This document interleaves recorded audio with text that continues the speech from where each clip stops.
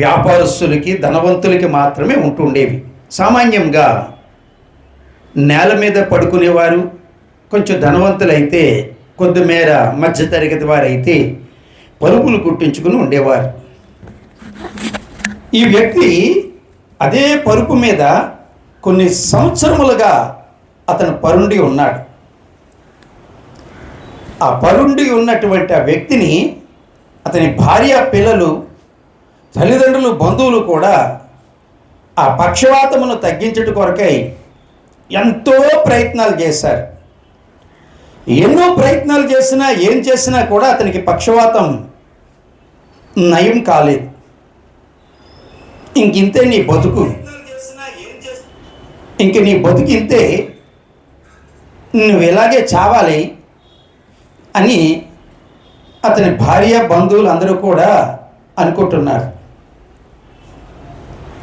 అతను కూడా బహుశా అనుకుంటూ ఉండొచ్చు, ఎప్పుడు చచ్చిపోదామా అని. ఎందుకంటే మంచం మీదే అన్నీ చేస్తున్నారు. పక్షవాతం వచ్చిన వానికి ఏమైనా ప్రత్యేకమైన ఉంటావా? ఉండవు కదా. మంచం మీదే కాలకృత్యములన్నీ కూడా చేస్తున్నారు. సహజంగా తిడతారు. ఎన్ని సంవత్సరాలని పనిచేస్తారు, ఎన్ని సంవత్సరాలని అలా సేవ చేస్తారు. నాకు తెలుసున్నటువంటి ఒక దేవుని భక్తికి కలిగిన ఒక కుటుంబం ఉన్నది. వారు వేరొక మతం.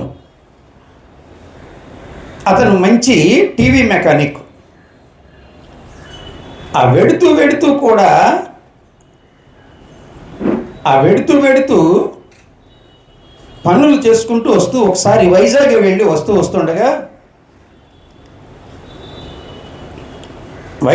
వస్తుండగా పందిలో దేన్నో గుద్దేసి పడిపోతే బ్రెయిన్లో చాలా సమస్య వచ్చి సెమీ కోమా అని స్పర్శ తెలియలేకుండా కోమాలోకి వెళ్ళిపోయాడు. భార్య, ఇద్దరు కుమారులు. ఆ ఇద్దరు కుమారులు కూడా ఇంకా చదువుకుంటున్నారు. కుటుంబాన్ని పోషించే వ్యక్తి అకస్మాత్తుగా పక్షవాతానికి గురైపోయి మంచం మీద పడుకుంటే 24 సంవత్సరముల క్రిందటే దాదాపుగా 4-5 లక్షల రూపాయలు ఖర్చు పెట్టారు. ఎంత ఖర్చు పెట్టినా కూడా అతను కోమాలోనే ఉన్నాడు, మంచం మీద అన్నిని. దేవునికి భయపడి 22 సంవత్సరములు 23 సంవత్సరముల పాటు భార్య అతనికి సేవ చేసి అంటే మంచం మీద అన్నిని, మంచం మీదే మలమూత్ర విసర్జనములన్నీ కూడా. ప్రథమ కుమారుడు, భార్య కలిపి 22-23 సంవత్సరముల పాటు సేవ చేశారు. అతనికి సేవ చేసి అతని భార్య 2 సంవత్సరాల క్రిందట చనిపోయింది, 3 సంవత్సరముల క్రిందట. ప్రథమ కుమారుడు మాత్రం ఇంకా సేవ చేస్తూ కొన్ని నెలల కిందటే అతను కూడా అనారోగ్యంతో ఉన్నవాడు చనిపోయాడు. కొడుకు చేశాడు సేవ. ఎంతగా అంటే అతనికి ఆకలేస్తే అన్నమాన్ని అడిగేవాడు కాదు, బే అనేవాడు అంతే. అది అర్థం చేసుకుని 23-24 సంవత్సరముల పాటు మంచం మీద ఉన్న వ్యక్తిని సేవ చేశారు. వాళ్ళు ఆచరించే మతానికి సంబంధించినటువంటి భయం కలిగి ఆచరించారు. ఈనాడు నిజంగా అదే. కానీ పరిస్థితులు ఉంటే ఎంతవరకు చేస్తారు అని అంటే చేయరు. చాలామంది చేయరు, వదిలివేసి వెళ్ళిపోతున్నారు. ఈ మధ్యన స్త్రీలు కూడా, అయ్యో కట్టుకున్నాడే, నాతో ఉన్నాడే, పిల్లల్ని కన్నాడే, నన్ను పోషించాడనే జ్ఞానము కూడా, ఆలోచన కూడా లేకుండా అటువంటి అనారోగ్యమే వస్తే వెంటనే విడిచిపెట్టి వెళ్ళిపోతున్నారు. కానీ ఆనాడు సమాజానికి భయపడి అంటరాని వ్యాధులు ఏవైనా వస్తే వదిలివేసేవారేమో, కానీ ఇటువంటి వ్యాధులు వస్తే మాత్రం ఎంతో చక్కగా వారిని గుండెల్లో పెట్టుకుని చూసుకునేవారు. తల్లిదండ్రులను పూజించము అని ఒక వాగ్దానంలో ఉన్నది. తల్లిదండ్రులను సన్మానించలేనటువంటి వారు, తల్లిదండ్రులను పూజించలేనటువంటి వారు, తల్లిదండ్రులను ప్రేమించలేని వారు ఏ మతంలో ఉన్నా సరే వారు దౌర్భాగ్యులే. అది ఏ మతం కానీ, మతం అనే దానిని తీసుకుంటే తల్లిదండ్రులను అవమానించేవారు, తల్లిదండ్రులను దూషించేవాని కన్నులు లోయ కాకులు పీక్కు తింటాయి. చాలాను తల్లిదండ్రులను పూజించాలి, ప్రేమించాలి. నువ్వు ఏ మతం కావు, ఏ కులం కావు, ఏదవని నిన్ను కన్న తల్లిదండ్రులను పూజించాలి, ప్రేమించాలి. ఆస్తి పంచలేదని తల్లిని, పక్షవాతంతో ఉన్న తల్లిని వదిలి వెళ్ళిపోయారు, డబ్బులు ఇవ్వబడుతుందేమోనని. ఎంత చక్కగా ప్రార్థనలు చేస్తారో, ఏం చేసిన ప్రయోజనం ఏముంది? నీ ప్రార్థన నిన్ను రక్షిస్తాదా? ధర్మశాస్త్రోపదేశమైనటువంటి పరిశుద్ధ గ్రంథంలో ఉన్న వాక్యమును పాటించలేని నీవు ఎన్ని ప్రార్థనలు చేసినా నీ కుటుంబం సఖ్యత, శాంతి, సమాధానములతో ఉంటుందా? ఈ సత్యాన్ని గ్రహిస్తే తల్లిని తండ్రిని అంటిపెట్టుకుని తల్లిని తండ్రిని పూజిస్తారు, సన్మానిస్తారు. పూజించడం అంటే మెళ్ళ దండేసి దవడ మీద కొట్టడం కాదు. వాళ్ళని ప్రేమించి చివరి దశలో వారికి ఏది కావాలంటే అది చేస్తూ ఉంటారు. ఈ కుటుంబ యజమాని అలాగనే కొన్ని సంవత్సరములుగా పక్షవాతంతో అల్లాడిపోతున్నాడు. పక్షవాతం వచ్చిన వానికి ఏమైనా తన అవసరములు తీర్చుకునే అవకాశం ఉంటుందా? ఉండనే ఉండదు. మరికొంతమంది అయితే మంచం మీదే అన్నీ కూడా చేస్తున్నారు. అటువంటి వారిని కూడా ప్రేమతో ప్రేమించి వారికి సపరచర్యలు చేయాలి. నెల రోజుల పాటు స్పృహలో లేకుండా మంచం మీదే మలమూత్ర విసర్జనలు చేసినటువంటి ఆమెకి, అత్తగారైనటువంటి ఆమెకు కోడళ్ళు చేతులతో ఎత్తి పరిచర్య చేశారు. అది దేవుడంటే భయం ఉన్నవారు చేసే పని. అది అటువంటి పని చేయాలి అంటే కూడా త్యాగం ఉండాలి. దేవుని యందు భయభక్తులు కలిగి కూడా జీవించాలి. ఎంత దారుణం అంటే భర్తకి కరోనా అని తెలిసింది. పిల్లలు కన్నారు, వాళ్ళని ప్రయోజకులు చేశాడు, వాళ్ళ పెళ్ళిళ్ళు చేశాడు. ఇంకొక 5-6 సంవత్సరాలు బతుకుంటే ఇంకా బలం ఉంటూ ఇంకో 10 ఏళ్ళు బతుకుంటారేమో ఇద్దరుని. భర్తకి కరోనా అని తెలిసింది. బస్సులో హాస్పిటల్ వారు ఫోన్ చేసి చెప్పారు, ప్రభుత్వం వారు, అమ్మా పలానా నువ్వేనా? అవునమ్మా, మీ ఆయనకి కరోనా వచ్చిందమ్మా. వెంటనే అక్కడ అన్నీ విడిచిపెట్టేసి అతన్ని వదిలిపెట్టేసి బస్సు దిగి వచ్చేసింది కరపలో, కాకినాడ నుంచి ఈ పట్టణానికి వస్తూ. అటువంటి వారు కూడా ఉన్నారు, ప్రేమించేవారు ఉన్నారు. ఈ పక్షవాతం గల వాడిని చూసి అతని భార్య, పిల్లలు, బంధువులందరూ కూడా ఇతను బాగుండాలి అని కోరుకుంటున్నారు. ఆ కపెర్నహూము అనే ప్రాంతమునకు వచ్చినటువంటి యేసుక్రీస్తు ప్రభువారు తన యొద్దకు వచ్చిన వారందరినీ కూడా ప్రార్థన చేసి వారందరినీ కూడా స్వస్థపరుస్తున్నారు. ప్రార్థన చేసి స్వస్థపరుస్తారా? ప్రార్థన చేస్తే బాగుంటారా అంటే బాగుంటారు. దేవుడు అద్భుతం చేస్తాడు, ఆశ్చర్యకరమైన కార్యమును జరిపిస్తాడు. దానిని నమ్మాలి, విశ్వసించాలి. అలా కపెర్నహూములు గృహములు దేవుని యొక్క వాక్యమును బోధిస్తూ దేవుని యొక్క సహచర్యాన్ని గురించి ప్రకటిస్తూ దేవుడు గొప్ప దేవుడు అని ప్రకటిస్తున్నాడు యేసుక్రీస్తు ప్రభువారు. ఆయన యొద్దకి పక్షవాతం కలిగినటువంటి ఈ పేషెంట్ను, రోగిని తీసుకుని ఆ కుటుంబ బంధువులు వచ్చారు. అతనిని మోయడానికి 4 మనుషులను పురమాయించారు. ఈ 4 మనుషులు కూడా ఈ పక్షవాతంతో ఉన్న వ్యక్తిని యేసుక్రీస్తు ప్రభువారి యొద్దకు తీసుకుని వెళ్ళడానికి ఎంతో ప్రయత్నాలు చేశారు. ఎన్ని ప్రయత్నములు చేసినా, ఎంతగా ప్రయాసపడినా కూడా తీసుకుని వెళ్ళలేనటువంటి విస్తారమైన జనం యేసుక్రీస్తు ప్రభువారి యొద్ద ఉంటగా అది సాధ్యం కాలేదు. ఇంకా అది సాధ్యం కాలేనప్పుడు ఏం చేయాలి అని ఆలోచించి యేసుక్రీస్తు ప్రభువారు ఏ ఇంటిలో ఉన్నారు, ఏ గృహంలో ఉన్నారు, ఆ గృహం పైకి వెక్కి నడికొప్పు జాగ్రత్తగా విప్పి ఆ నడికొప్పు పైనుంచి ఈ పక్షవాతం గలవానిని తాడులు వేసి నెమ్మదిగా యేసుక్రీస్తు ప్రభువారి దగ్గరికి దింపాడు. దేవునికి స్తోత్రం కలుగును గాక. హల్లెలూయా. ఎంత విశ్వాసమో చూడండి. రేషన్ షాప్ దగ్గరికి పెడతారు, ఫింగర్ ప్రింట్ వేసి బియ్యం తీసుకునేలాగానే కొంత జనం ఎక్కువ ఉంటే ఎదవసంత పాత ప్రభుత్వం వారు అయితే ఇంటికి తీసుకుని వచ్చి ఇచ్చేవారు. ఈ ప్రభుత్వం వారు ఇవ్వట్లేదు అంటున్నారు. మరలా ఆవిడే పెన్షన్ వచ్చినప్పుడు పెన్షన్ దగ్గరికి వచ్చి ఇంటికి వచ్చి ఇస్తున్నప్పుడు ఈ ప్రభుత్వం ఎంత మంచిదోనండి అని అంటాను. రెండు మాటలు ఆవిడయే. రేషన్ షాప్ తీసుకోవడానికి వెళ్ళినప్పుడు ఏదో ప్రభుత్వం అని తిట్టింది. అదే ప్రభుత్వం వారు మళ్ళీ కాళ్ళకడకి తీసుకొచ్చి పెన్షన్ ఎత్తుంటే ఎంత మంచి ప్రభుత్వమో అంటుంది. నోటికి నాలికి నరం ఉండదట్టండి. అది ఎలాగైనా మాట్లాడతారు, ఏ విధముగా అయినా సరే, ఎన్ని రకములుగా అయినా సరే మాట్లాడుతూ ఉంటారు, నచ్చినట్టుగా మాట్లాడతారు. ఈ నాలికి బంధుత్వాలు, ప్రేమ, అనురాగం, ఆప్యాయతలు ఉండవు. ఎవరన్నా 4 మెతుకులు పాడేస్తే, ఎవరైనా 4 జతల బట్టలు ఇచ్చేస్తే, ఎవరైనా డబ్బులు ఇస్తే, ఎవరైనా వచ్చి కూర్చోమని పలకరించి చెయ్యేసి ప్రార్థన చేసి పలకరించేస్తే చాలా వాళ్ళు కూడా వెళ్ళిపోతుంటారు. వీళ్ళకి నాలికి నరం ఉండదు. వీళ్ళు బుద్ధి వంకర, వీళ్ళ జీవన విధానమే వంకర, వీళ్ళు మార్చుకోరు. కానీ వీళ్ళైతే విశ్వాసంతో, నిరీక్షణతో చూశారు.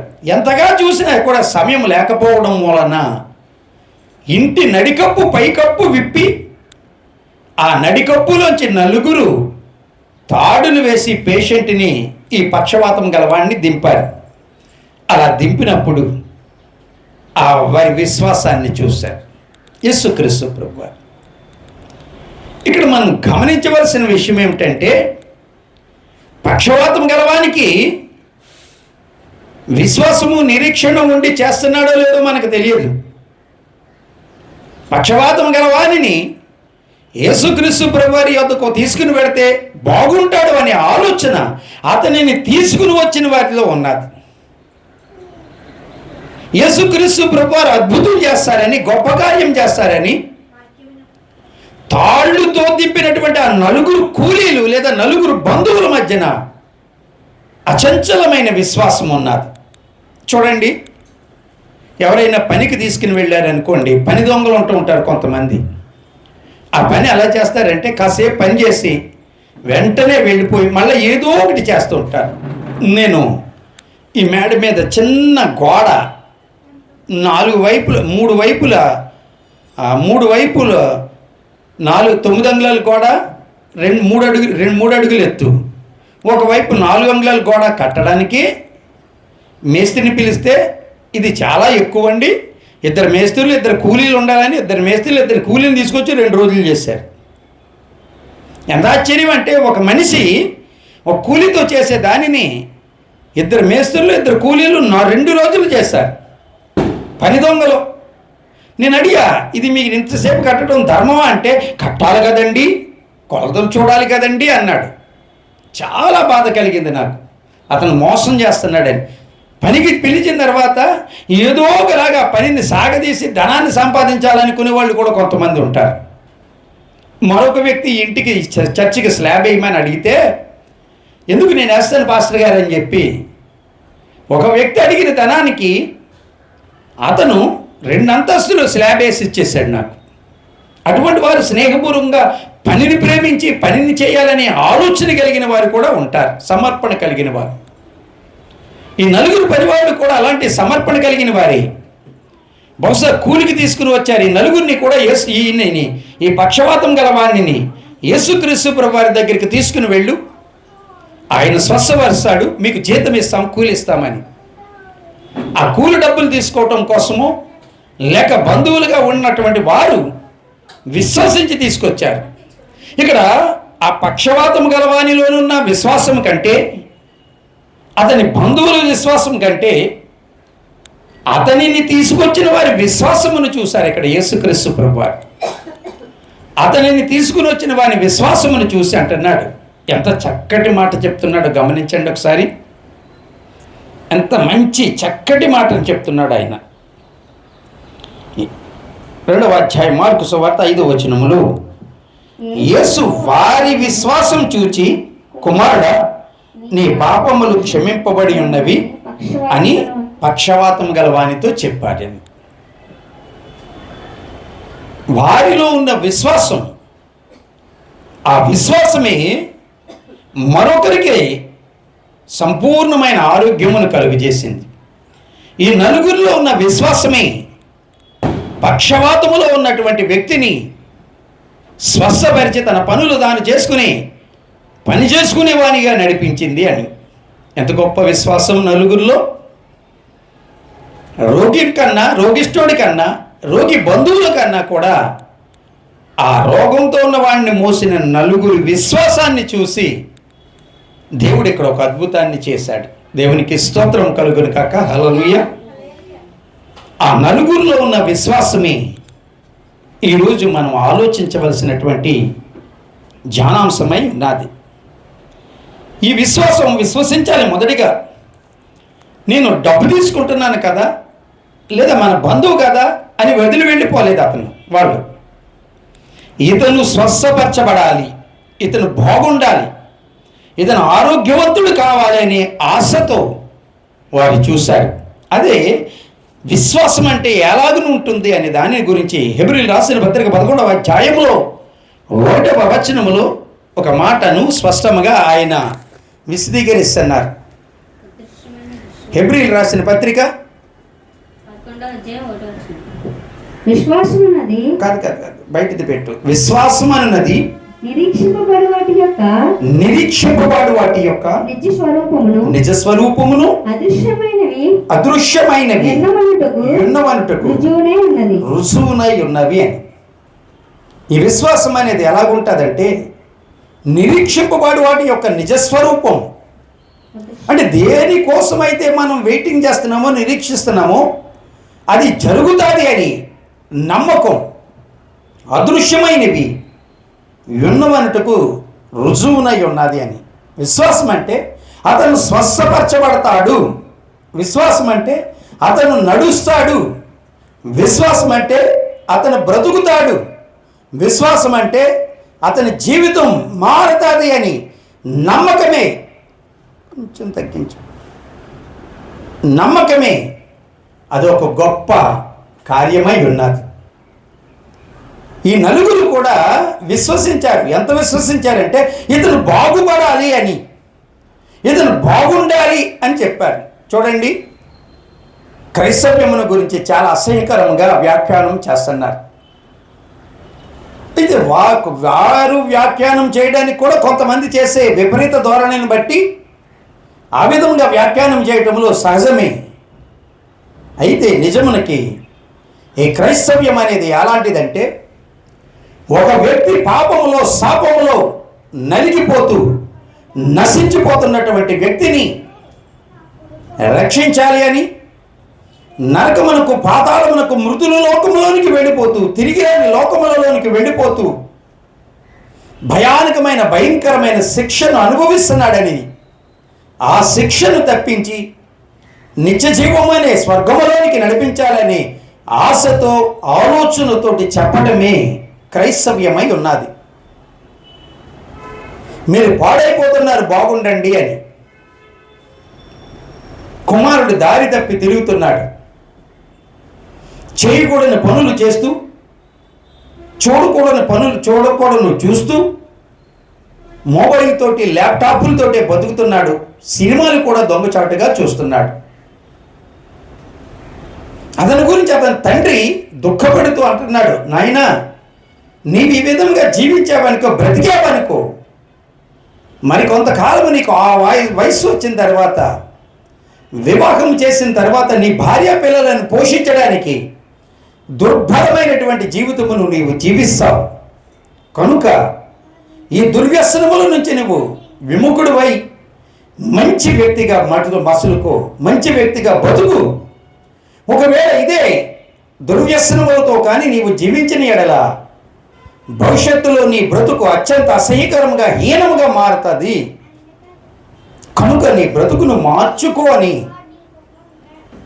తండ్రి చెబుతున్నాడు. ఆ మాట విన్న కొడుకు మారితే మంచివాడిగా ఉంటాడు, మారకపోతే భ్రష్టుడుగా, దౌర్భాగ్యుడిగా, నీచుడుగా మారిపోతాడు. క్రైస్తవ్యం అదే. నీవు పాడైపోతున్నావు, నీ బ్రతుకు మార్చుకో, దుర్వ్యసనముల నుంచి విడుదల పొందు. త్రాగుడు, సిగరెట్లు, వ్యభిచారము, అబద్ధాలు, దొంగతనాలు, అత్యంత హేయమైన నీచమైన పనులన్నీ కూడా నువ్వు చేస్తున్న వాటన్నిటి నుంచి కూడా విడుదల పొంది నిత్యజీవం అనే స్వర్గములోనికి, పరలోకములోనికి, మోక్షములోనికి, వైకుంఠములోనికి రా అని చెప్పడమే క్రైస్తవ్యం. ఇక్కడ ఈ నలుగురు కూడా ఆ వ్యక్తి మారాలి అనే ఆశతో, ఆ వ్యక్తి మారాలి అనే కోరికతో ఎంతో ప్రయాస. ఒకసారి గమనించండి, ఇంటి నడికొప్పుకి అయితే ఎక్కటం సులువే, దానిని తొలగించేటప్పుడు క్రింద ఏదైనా పడిపోతే యేసుక్రీస్తు ప్రభువారి మీద, అక్కడ ఉన్న జనుల మీద కూడా పడిపోతుంది. పడుతుందా లేదా? ఏ పెంకుటిల్లు అనుకోండి, పెంకిప్పేటప్పుడు చిన్న పెంకు నెత్తి మీద పడితే కన్నం పడిపోతుంది, రంధ్రం పడిపోయి రక్తం వస్తుంది. అటువంటి సమస్య, ప్రమాదం ఉన్నా కూడా ఎంత జాగ్రత్తగానో నడికొప్పు విప్పారు. ఆ నడికొప్పు విప్పుతుంటే ఇంటి యజమాని ఒప్పుకుంటాడా? ఏమిరా, ఏం చేస్తున్నారా మీరు, ఇంటి నడికొప్పు విప్పేస్తున్నారు, మీరెవర్రా అని చెప్పి అడిగి దూషించి అవసరమైతే కొడతాడు కూడాను. ఇల్లు పాడు చేస్తుంటే ఎవరైనా ఒప్పుకుంటారా? మీ ఇంటికి వచ్చి మీ ఇంటి నడికొప్పు విప్పేస్తుంటే ఎవరైనా ఒప్పుకుంటారా? ఎవరూ ఒప్పుకోరు. కానీ ఆ యజమాని కూడా ఎంత ఆశ్చర్యంగా చూస్తున్నాడు. ఏదో బాగుపడాలి అనే ఆలోచనతోటి ఇంటి నడికొప్పు ఎక్కి, నడికొప్పు పైనుంచి ఆ యొక్క పక్షవాతం గల రోగిని దింపుతుంటే ఇంటి యజమాని కూడా చూసి సంతోషించాడు. వారి విశ్వాసము అంత గొప్పది. నువ్వు విశ్వసిస్తే, నమ్మితే దేవుని మహిమను నువ్వు చూస్తావు. నువ్వు నమ్మాలిగా. నమ్ముట నీ వలనైతే నమ్మవానికి సమస్తమును సాధ్యమే. నువ్వు నమ్ము. You can first believe it. It will be change in everything. ప్రతిదీ కూడా. And God will be great things. దేవుడు కూడా అద్భుతాలను నీ పక్షమున చేస్తాడు. నువ్వు నమ్ము. ఆ నలుగురు నమ్మకాన్ని చూసే యేసుక్రీస్తు ప్రభువారు చెప్తున్నారు, నీ పాపములు క్షమించబడి ఉన్నవి, నీ పరుపెత్తుకుని నువ్వు నడిచి వెళ్ళిపో అని. ఎన్నో సంవత్సరములుగా ఉన్నటువంటి పక్షవాతంతో ఉన్నటువంటి అతను యేసుక్రీస్తు ప్రభువారు చెప్పిన ఒక్క మాటను బట్టి దిగ్గులు లేచి ఆ పరుపెత్తుకుని నడుచుకున్నాడట. అంటే ఎన్నో సంవత్సరములు వైద్యం చేసిన వైద్యం కాని, నయం కాని వ్యాధి సృష్టికర్త అయిన దేవుని కుమారుడైన యేసుక్రీస్తు ప్రభువారు చెప్పిన ఒక్క చిన్న మాటను బట్టి అతని జీవితం ఎంత బాగా మారిందో దేవునికి స్తోత్రం కలుగును గాక. హల్లెలూయా. నమ్మాలి, విశ్వసించాలి. అది ఎంత గొప్ప నమ్మకమై ఉండాలి అని అంటే, ఆ నమ్మకం, విశ్వాసం కూడా ప్రజలలోనూ వారిలోనూ ఉన్నట్టే. యెషయా గ్రంథంలో 26వ అధ్యాయంలో 3వ వచనంలో ఒకసారి మనం గమనించిన పక్షమున, యెషయా గ్రంథంలో 26వ అధ్యాయంలో 3వ వచనంలో ఒక మంచి మాట ఉన్నది. ఎవని మనస్సు అయితే నా మీద ఆనుకుంటాదో వారిని పూర్ణ శాంతి గలవానిగా నేను చేస్తాను అని చెప్తున్నాడు ఆయన. దేవుని మీద మన మనస్సు ఆనుకోవాలి. ఎవని మనస్సు అయితే నా మీద ఆనుకుంటుందో వానిని పూర్ణ శాంతి గలవానిగా నేను చేస్తాను. ఏల అనగా అతడు నా యందు విశ్వాసం ఉంచాడు అని. యెషయా గ్రంథం 26వ అధ్యాయం 3వ వచనం ఒకసారి చదవండి, మీకు అర్థమవుతుంది. యెషయా గ్రంథం 26వ అధ్యాయం 3వ వచనంలో అది అండర్లైన్ చేసుకోదగినటువంటి మంచి మాట అయి ఉన్నది. ఎవని మనస్సు నీ మీద ఆనుకును వానిని నీవు పూర్ణ శాంతి గలవానిగా కాపాడుదువు. ఎందుకు అనగా అతడు నీ యందు విశ్వాసం ఉంచి ఉన్నాడు. మనం దేవుని యందు విశ్వాసం ఉంచామే అనుకోండి, దేవుని యందు విశ్వాసం ఉంచితే, దేవుని నమ్మితే దేవుడు మన పక్షాన అద్భుతం చేసి శాంతిని అనుగ్రహిస్తాడు మనకి. ఎందుకంటే నమ్మాలి, విశ్వసించాలి. అండర్లైన్ చేసుకోదగినటువంటి వాక్యం అది. ఎవని మనస్సు అయితే నా మీద ఆనుకుంటాదు వానిని పూర్ణ శాంతి గలవానిగా చేస్తాను, ఎందుకంటే అతడు నా యందు విశ్వాసం ఉంచాడు కనుక. ఈ నలుగురు కూడా యేసుక్రీస్తు ప్రభువునందు విశ్వసించారు. ఈ నలుగురు కూడా తన రోగంతో ఉన్నటువంటి ఆ వ్యక్తి స్వస్థపరచబడాలని కోరుకున్నారు కనుకనే అక్కడ అద్భుతాన్ని దేవుడు చేశాడు. నువ్వు నమ్ము, విశ్వసించు, నువ్వు దేవుని మీద ఆనుకో, తప్పనిసరిగా దేవుడు ఒక అద్భుతాన్ని చేస్తాడు. ఇంక రెండవదిగా గమనించిన పక్షమున పాపములు క్షమించుట. పాపములు క్షమించడానికి ఈయనెవరు? అక్కడ చూస్తున్న అనేక మంది అంటున్నారు, నీ చేతుల్లో స్వస్థపరిచే వరం ఉన్నదనుకో, ఆ రోగిష్ఠుడిని ముట్టుకుని స్వస్థపరచు, నువ్వు రయంకా, నువ్వు స్వస్థపరచబడు అని అడుగు. నీ పాపములు క్షమించబడి ఉన్నవని చెప్పడానికి నీవెవడివి? యేసుక్రీస్తు ప్రభువాన్ని ఆనాడున్నటువంటి మత ఛాందస్యవాదులు, ఆనాడున్నటువంటి అతని బంధువులు కూడా అడుగుతున్నారు, హూ ఆర్ యు, నువ్వెవరివి పాపములు క్షమించడానికి అని. భూమి మీద పాపములు క్షమించడానికి ఎవరికీ కూడా అధికారం లేదు. పాపములు క్షమించమని కూడా ఎవరు అడగరు, ఏ ప్రజలు కూడా అడగరు. పాపములు క్షమించమని అడిగినప్పుడే జీవితానికి శాంతి సమాధానం కలుగుతుంది. శాంతి సమాధానం కలగడానికి పాపం చేసామనే ఆలోచన వారి హృదయంలో ఉండాలి, అది తొలగాలి. ఇప్పుడు చూడండి, ఎవరు చూడండి, ఏ మత బోధకులు చూడండి, పాపముల గురించి చెప్పరు. అందున క్రైస్తవులే అనుకోండి, నీకు డబ్బులు వస్తాయి, నీకు జబ్బులు తగ్గుతాయి, యేసు ప్రభువుని నమ్ముకో అని చెప్తారు. డబ్బులు వచ్చినంత మాత్రాన, జబ్బులు తగ్గినంత మాత్రాన యేసుక్రీస్తు ప్రభువుని నమ్మి విశ్వసిస్తే అది ఇక్కడే.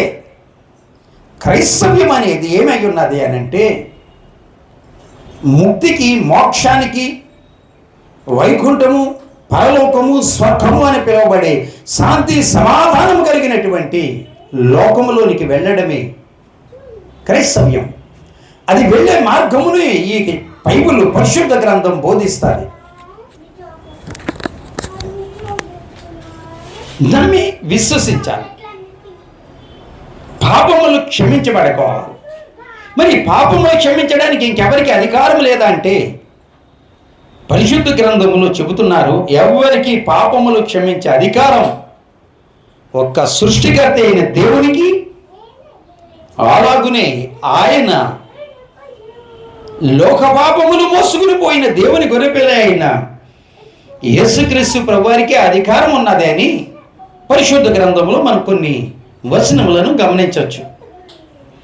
మత్తయి సువార్త 9వ అధ్యాయం 6వ వచనంలో ఒకసారి గమనిస్తే, మత్తయి సువార్త 9వ అధ్యాయం 6వ వచనంలో ఒకసారి గమనిస్తే, పాపములు క్షమించుట భూమి మీద మనుష్య కుమారునికి అధికారం కలదని మీరు తెలుసుకొనవలెను. పాపములు క్షమించే అధికారము ఒక్క మనుష్య కుమారుడైన యేసుక్రీస్తు ప్రభువారికే ఉన్నదని మీరు తెలుసుకోవాలి. రెండవదిగా గమనిస్తే, యోహాను సువార్త 1వ అధ్యాయం 29వ వచనమును కానీ ఒకసారి మనం గమనిస్తే, యోహాను సువార్త 1వ అధ్యాయం 29వ వచనమును గమనిస్తే, యోహాను మరునాడు యోహాను యేసు క్రీస్తు ప్రభువారు తన యొద్దకు రాగా, ఇదిగో లోక పాపములు మోసుకుని పోవు దేవుని గొర్రె పిల్ల. అక్కడ బాప్తిస్మ ఇచ్చే జాన్ యోహాన్ అని ఆయన చెబుతున్న మాట, ఇదిగో లోక పాపములు మోసుకుని పోయే దేవుని గొర్రె పిల్ల అని యేసుక్రీస్తు ప్రభువారి గురించి ఆయన సాక్ష్యం చెబుతున్నారు. ఆయనే కాదు, ఈ భూమి మీద ఉన్న ప్రజలందరూ కూడా తీర్పు పొందిన తరువాత తీర్పు పొందే సమయంలో కూడా స్వర్గములో, పరలోకములో, లేక వైకుంఠములో, ముక్తిలోకములో 24 పెద్దలు ఉంటారు. ఆ 24 పెద్దలు కూడా చెబుతున్నటువంటి ఒక సాక్ష్యం ఏమై ఉన్నదంటే, ప్రకటన గ్రంథంలో 5వ అధ్యాయములు 8వ వచనమును 9వ వచనమును ఒకసారి మనం గమనిస్తే, ప్రకటన గ్రంథంలో 5వ అధ్యాయంలో 8వ వచనములో 9వ వచనములో కూడా మనం ఒకసారి గమనించిన పక్షమున, ఆయన దానిని తీసుకునినప్పుడు ఆ 4 జీవులను, వీణలను, ధూపద్రవ్యములతో నిండిన సువర్ణ పాత్రలను పట్టుకొని ఉన్న ఆ 24 పెద్దలను ఆ గొర్రె పిల్ల ఎదుట సాగిలపడి ఆ పాత్రలో పరిశుద్ధుల ప్రార్థన అని. ఆ స్వర్గంలో, ముక్తిలో, పరలోకములో ఉన్నటువంటి మోక్ష మార్గములో లేదా వైకుంఠములో ఉన్నటువంటి 24 పెద్దలు ఉన్నారు.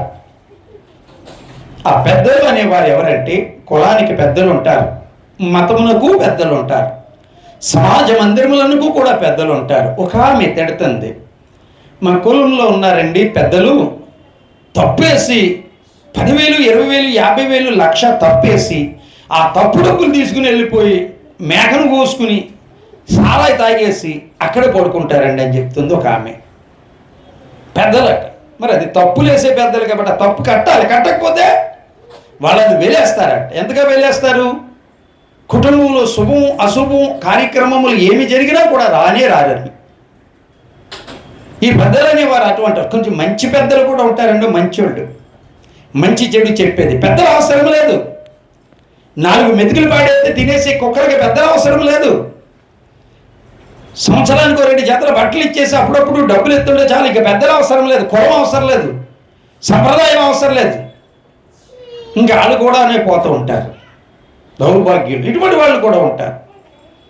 కానీ ఇక్కడున్న ఈ పెద్దలు ఈ భూమి మీద మొట్టమొదటిగా జన్మించినటువంటి ఆదాము మొదలుకొని చివరిగా ఈ భూమి మీద మరణించే వ్యక్తి యొక్క మధ్యలో ఉన్న ప్రజలందరికీ కూడా ఈ 24 పెద్దలు. భూమి మీద మొట్టమొదటిగా జన్మించినటువంటి ఆదాము నుంచి ఈ భూమి మీద చివరిగా మరణించే మనిషి వ్యక్తి వరకు కూడా ఈ ప్రజలందరికీ కూడా 24 పెద్దలు. ఆ 24 మందే పెద్దలు. ఆ 24 మంది ప్రజలు కూడా, పెద్దలు కూడా కొన్ని కోట్ల ప్రజలందరికీ కూడా ప్రాతినిధ్యం వహించేవారు. ఆ 24 కూడా కొన్ని కోట్ల మంది ప్రజలకు ప్రాతినిధ్యం వహిస్తున్న పెద్దలు కూడా ఈ గొర్రె పిల్ల ఎదుటే సాగిలపడి నమస్కారం చేస్తున్నారు. చూడండి, ప్రకటన గ్రంథం 5వ అధ్యాయం 8వ వచనంలో ఆ 24 పెద్దలను ఆ గొర్రె పిల్ల ఎదుటి సాగిలపడిరి అని. ఆ గొర్రె పిల్ల ఎవరు? లోకపాపములు మోసుకుని పోయే దేవుని గొర్రె పిల్ల అని యోహాను సువార్త 1వ అధ్యాయంలో 29వ వచనములో చెప్తున్నారు. అదే ప్రకటన గ్రంథం 5వ అధ్యాయం 9వ వచనములో కానీ మనం ఒకసారి గమనించిన పక్షమున ఆ పెద్దలు నీవు ఆ గ్రంథమును తీసుకుని దాని ముద్రలను విప్పుటకును యోగ్యుడవు. నీవు వధింపబడిన వాడవై నీ రక్తమిచ్చి ప్రతి వంశములోను ఆయా భాషలు మాట్లాడు వారిలోను ప్రతి ప్రజలలోను ప్రతి జనములోను దేవుని కొరకు మనుష్యులను నీవు కొన్నావు అని. భూమి మీద ఉన్న ప్రతి ప్రజలలో, వంశములలో, ఆయా జాతులు, ఆయా కులములలో ఉన్న ప్రజలందరినీ కూడా తన రక్తమునిచ్చి ఆయన కొనుక్కున్నాడు.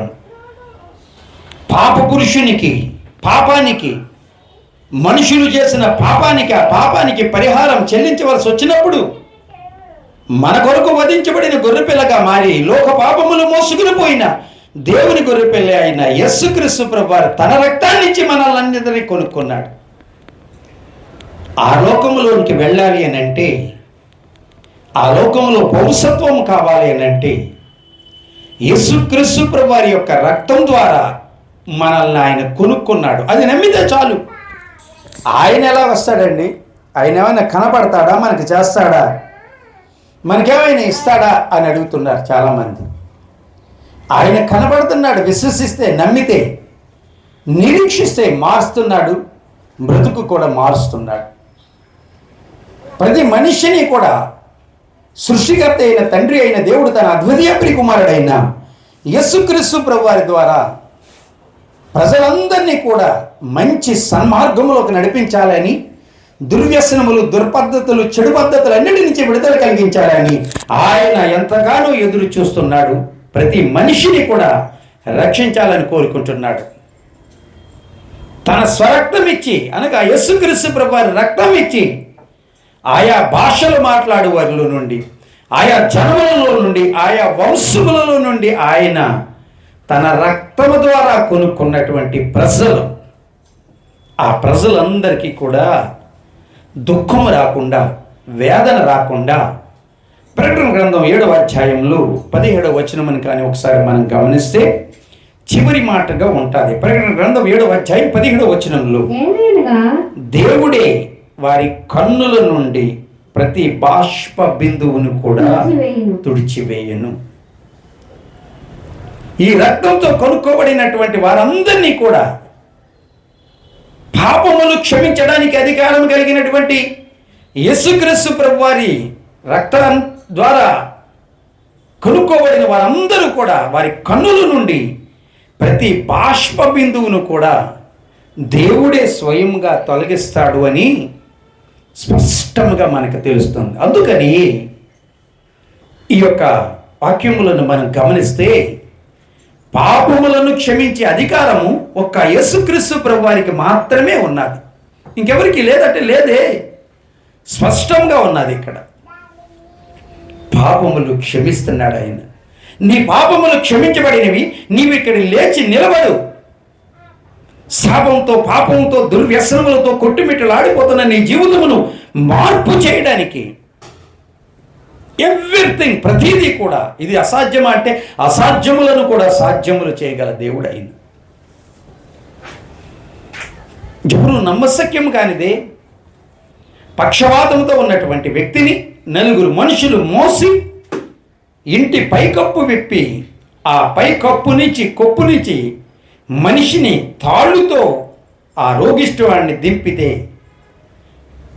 ఆ విశ్వాసాన్ని చూసి చెబుతున్న మాట, నీ పాపములు క్షమించబడినవి, నీవు లేచి నీ జనులతో నీవు బ్రతుకు అని నమ్మాలి, విశ్వసించాలి. నినివే అనే పట్టణం ఉన్నది. యోనా గ్రంథంలో గమనిస్తే 3వ అధ్యాయంలో 5వ వచనంలో యోనా అని ఒక మహాభక్తుడు ఉన్నాడు. ఆయన ఎంత గొప్ప భక్తుడంటే, ఆయన ఎంత గొప్పవాడంటే, యేసుక్రీస్తు ప్రభువారితో స్వయంగా ఆయన నోటి వెంబడి వచ్చింది. ఏమని వచ్చింది తెలిసిన? యోనా వలె మత్స్యములో, చేపలో 3 రోజులు ఉండి మనుష్య కుమారుడు లేవనెత్తుతాడు అని చెప్పారు. అంతటి గొప్ప ప్రవక్త యోనా గారు. ఈ యోనా గారు నినివే అనే పట్టణంలోకి వెళ్ళి, ఆ పట్టణము నశిస్తున్నది, ఆ పట్టణాన్ని నాశనం చేయాలనుకుంటున్నాను నేను, కనుక నీ వెళ్ళి ప్రకటించు యోనా అని సృష్టికర్త అయిన తండ్రి అయిన దేవుడు చెప్పాడు.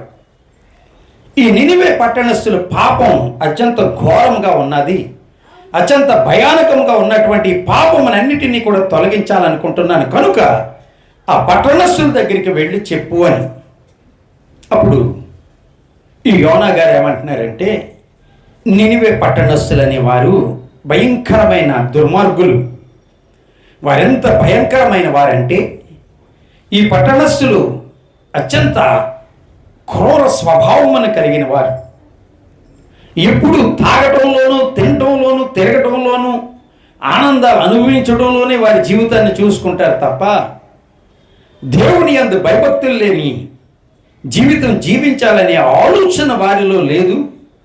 దేవుడు శిక్షిస్తాడనే ఆలోచన కూడా వారిలో లేదు. కనుక అటువంటి వారి వద్దకు నేను వెళ్ళకూడదు అని అనుకున్నాడు యోనా గారు. కానీ దేవుడు ఆయనను తీసుకుని వెళ్ళాడు. తీసుకుని వెళ్ళిన తర్వాత యోనా గారు ఒక్క మాట చెప్పారు, ఈ మహాపట్టణమైన 1,20,000 మంది ప్రజలు నివసించి అనేకమైన జంతువులు పశు సంపద కలిగిన ఈ పట్టణాన్ని పాపం ఎక్కువైపోయింది కనుక సృష్టికర్త అయిన తండ్రి అయిన దేవుడు ఈ నీనివే పట్టణాన్ని నాశనం చేయాలనుకుంటున్నాడు.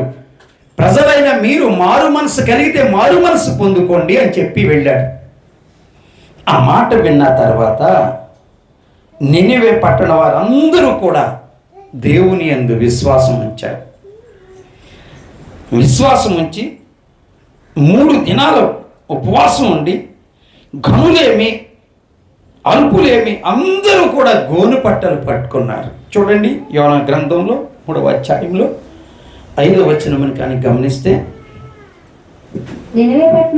నినివే పట్టణపు వారు దేవుని యందు విశ్వాసం ఉంచి ఉపవాస దినమును చాటించి గనులేమి అల్పులేమి అందరూ కూడా గోనె పట్ట కట్టుకుని ఆ సంగతి నినివే రాజునికి వినబడినప్పుడు శాపాన్ని నాశనం కలుగుతుందని విని అతడు తన సింహాసనం మీద నుండి అందరూ కూడా రాజు కూడా సింహాసనం నుంచి క్రిందకి దిగి పసిపిల్లల్ని పశువులకి నీరు పెట్టకుండా పసిపిల్లలకు కూడా పాలు ఇవ్వకుండా 3 రోజులు ఉపవాసం ఉండి ప్రార్థన చేశారు. వారి ఉపవాసం ఉండి చేసిన ప్రార్థన దేవుడు ఆలకించి 1,20,000 మంది ప్రజలన్న ఆ పట్టణాన్ని, వేలాది మంది ముసలివారు పిల్లలు పసిపిల్లలు ఉన్నటువంటి ఆ పట్టణాన్ని నాశనం చేయకుండా కాపాడాడు. ఎంత గొప్ప విషయం అండి అది. విశ్వసించారు వాళ్ళు. అక్కడ విశ్వసించి ఉపవాసాన్ని ప్రతిష్ఠించుకుని 40 రోజుల పాటు నాశనము కాబోయే ఈ పట్టణాన్ని రక్షించుకోవాలని 3 రోజుల పాటు ఉపవాసం ఉండి నీరు కూడా తాగకుండా ఆ పట్టణాన్ని రక్షించుకున్నారు. చూసారా ఎంత గొప్ప విశ్వాసము. విశ్వసించాలి, దేవుని యందు భయభక్తులు కలిగి జీవించాలి. మనం ఎప్పుడైతే విశ్వసిస్తామో అప్పుడే మన జీవితంలో మార్పు కలుగుతాయి. ఈ నలుగురిలో ఉన్న విశ్వాసమే అనారోగ్యవంతుడిని రక్షించింది. 1,20,000 మందిలో ఉన్న విశ్వాసమే ఆ నినివే పట్టణం పాడైపోకుండా కాపాడగలిగింది. నువ్వు విశ్వసించు, నిరీక్షించు, నీ పాపములు క్షమించబడతాయి.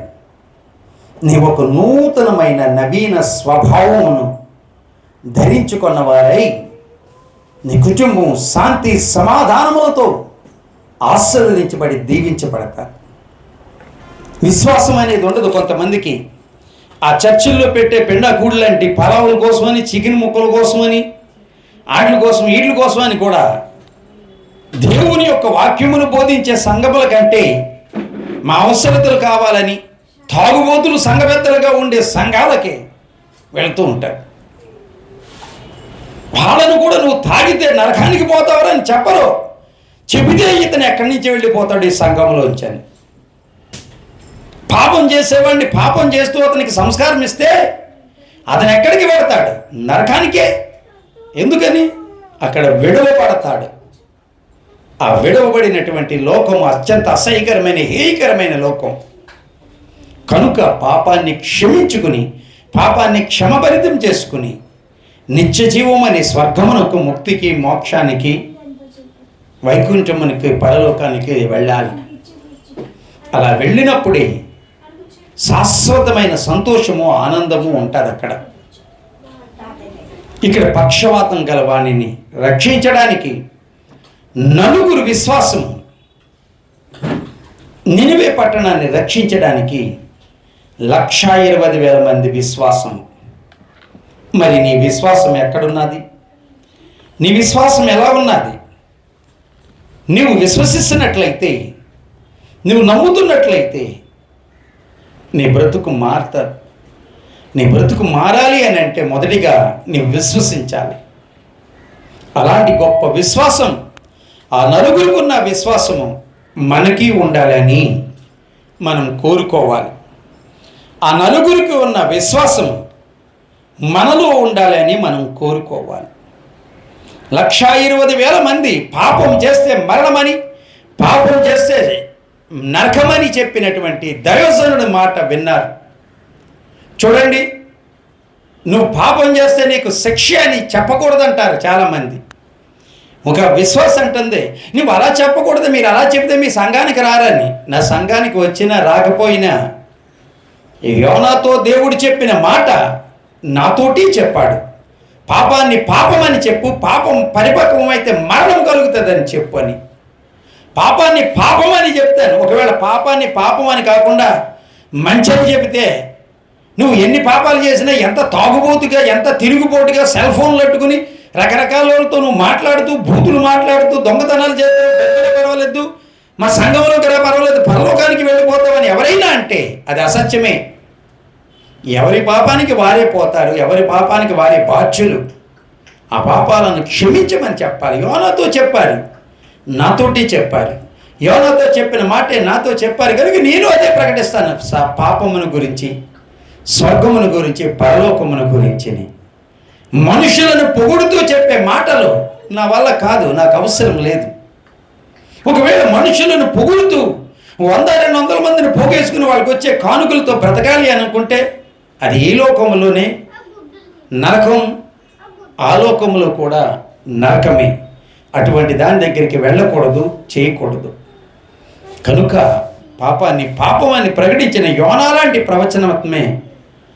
ప్రవచనములే నేను ప్రకటిస్తున్నాను. జాగ్రత్త. దేవుడు నీ పాపములను క్షమించాలి అని అంటే నీవు పవిత్రపరచబడాలి. గొర్రెపిల్ల రక్తములో నిన్ను నీవు కడుక్కున్న వాడివై ఉండాలి. గొర్రెపిల్ల రక్తంలో నీ జీవితాన్ని మార్చుకోవాలి. గొర్రెపిల్ల రక్తంలో నీ యొక్క భవిష్యత్తును మార్చుకోవాలి. గొర్రెపిల్ల రక్తంతో నిన్ను నీవు కడగబడినప్పుడు గొప్ప మార్పు వస్తుంది. వారి విశ్వాసమే, అక్కడ నలుగురి విశ్వాసమే పక్షవాతంతో ఉన్న వాడిని రక్షించింది. 1,20,000 మంది విశ్వాసమే ఆ పట్టణం నాశనము కాకుండా వారిని కాపాడింది. అలాంటి విశ్వాసము, నిరీక్షణ మనలో ఉన్నప్పుడు మనము కూడా నాశనం కాకుండా, పాడైపోకుండా రక్షించబడతాం, ఆశీర్వదించబడతాం, దీవించబడతాం. అటువంటి ఆశీర్వాదము, దీవెన మనందరికీ కూడా నిత్యము కలుగునుగాక. ఆమేన్. ప్రార్థన చేసుకుందాం. నిరంతర స్తోత్రారుడైన మా తండ్రి, ఈరోజు మీరు చెప్పిన మంచి మాట మా జీవితములలో మార్పు కలిగించినదిగా ఉన్నందుకు స్తోత్రములు. ఆ నలుగురి విశ్వాసమే ఆ పక్షవాతం గల వారిని రక్షించింది. 1,20,000 మంది విశ్వాసమే ఆ పట్టణాన్ని కాపాడింది. మా విశ్వాసమే మా ప్రజలను, మా బంధువులను కాపాడేది. అటువంటి మంచి విశ్వాసమును మా హృదయములలో, మా ఆత్మలలో నింపండి. నా కుటుంబాలను, నా ప్రజలను రక్షించుకునే విధానం మాకు అనుగ్రహించి మమ్మల్ని నడిపించండి. మీ కరుణ వాత్సల్యముల చేతనే మమ్మల్ని నింపి కాచి కాపాడి నడిపించుకోమని పునరుద్ధారుడును, రక్షకుడును, అద్వితీయ ప్రియకుమారుడైన యేసుక్రీస్తు ప్రభువారి నామములో అడిగి ప్రార్థిస్తున్నాం తండ్రి. ఆమేన్. తండ్రి అయిన దేవుని ప్రేమ, కుమారుడైన యేసుక్రీస్తు ప్రభువారి కృప, పరిశుద్ధాత్మని యొక్క సహవాసము మనకును, మన వలె ప్రార్థించిన వారికి, ఆయన రాకడ కొరకు ఎదురు చూచిన వారికి, మరి ముఖ్యంగా నా దేశాన్ని కాపాడుతున్న సైనికులకి, నా దేశాన్ని రక్షిస్తున్నటువంటి సైనికుల కుటుంబాలకు, ప్రజలకు, ఈ యొక్క మాటలు విన్న వారికి సదాకాలం అనుగ్రహించి కాపాడి నడిపించిన గాక. ఆమేన్. యెహోవా మనల్ని ఆశీర్వదించి దీవించిన గాక. యేసుక్రీస్తు ప్రభువారు తన సన్నిధిని మన మీద ప్రకాశింపజేసి మనల్ని కరుణించును గాక. పరిశుద్ధాత్మవారు తన సన్నిధి కాంతి మనపై ఉదయింపజేసి మనకు సమాధానము కలుగు చేయను గాక. ఆమేన్. Praise lord. దేవుడు మిమ్మల్ని దీవించిన గాక. మీకోసం ప్రార్థన చేసే షాలోమ్ ష్రైన్ శాంతి దేవాలయం. చాలా